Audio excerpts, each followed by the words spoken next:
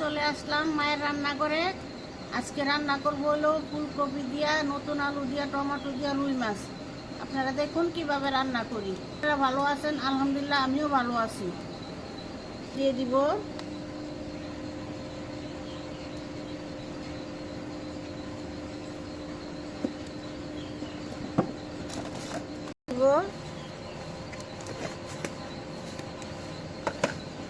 দিয়ে দিব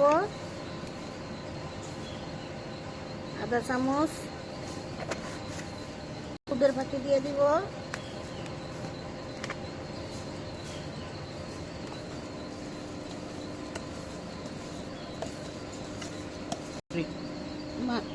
তেল গরম হয়ে গেছে, এখন মাছ দিয়ে দিব।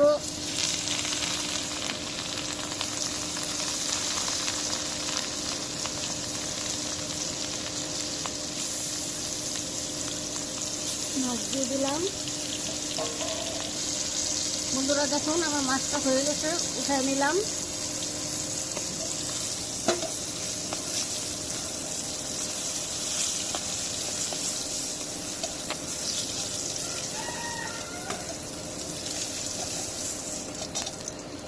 সুন্দর করে ভেজে নিয়েছি। পেঁয়াজ দিব, কাঁচামরিচ দিব, আর একটু তেল লাগবে।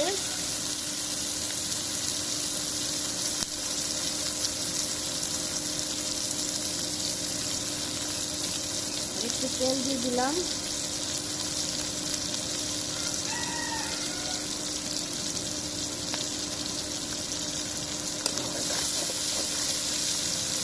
নাড়া দিয়ে দিব।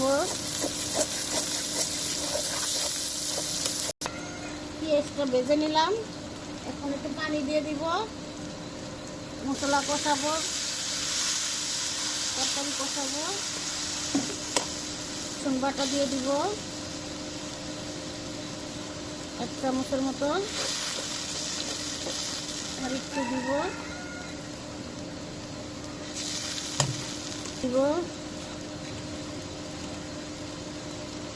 1 চামচ লবণ দিয়ে দিলাম। ধনিয়া দিয়ে দিলাম 1/2 চামচ, মরিচ দিয়ে দিব 1 চামচ, দিয়ে দিব 1 চামচ,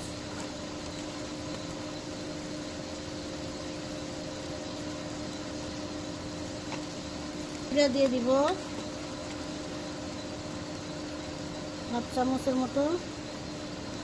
একটু কষিয়ে নিব।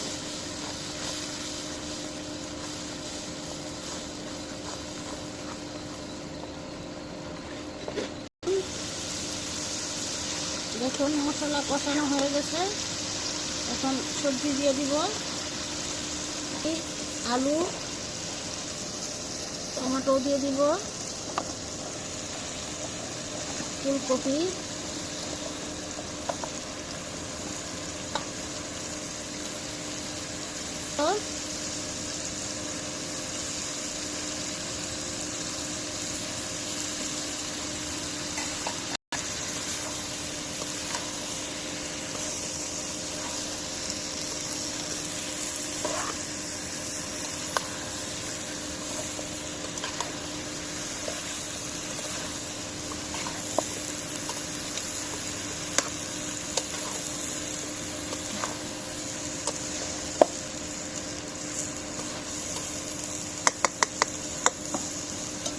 দিব। আবার চলে আসলাম। এখন তরকারিতে ঝোল দিয়ে দিব। কষানো হয়ে গেছে। দেখুন কত সুন্দর করে কষাইছি। এখন ঝোল দিয়ে দিব।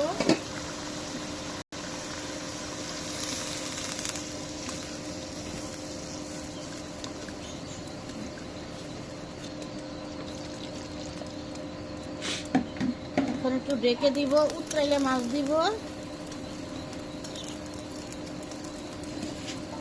ঢেকে দিলাম।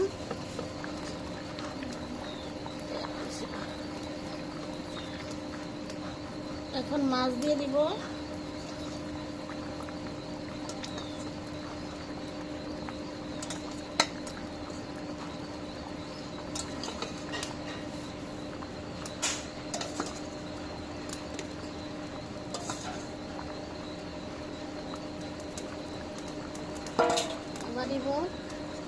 ধনিয়া পাতা দিয়ে একবার নামাই নিব।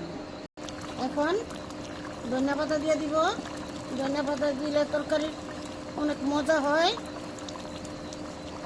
শীতের দিনের ধনিয়া পাতা গ্রামটাই অন্যরকম।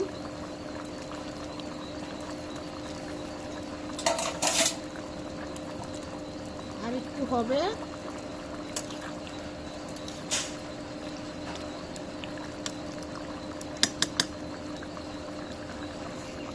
দেখুন বন্ধুরা, আমার তরকারি হয়ে গেছে। এভাবে রান্না করে খেয়ে দেখবেন। লাইক, শেয়ার, সাবস্ক্রাইব করবেন, কমেন্ট করে জানাবেন কোনো ভুল ত্রুটি হয়ে থাকলে। আশা করি আপনারা আমাদের পাশে থাকবেন। আসসালামু আলাইকুম।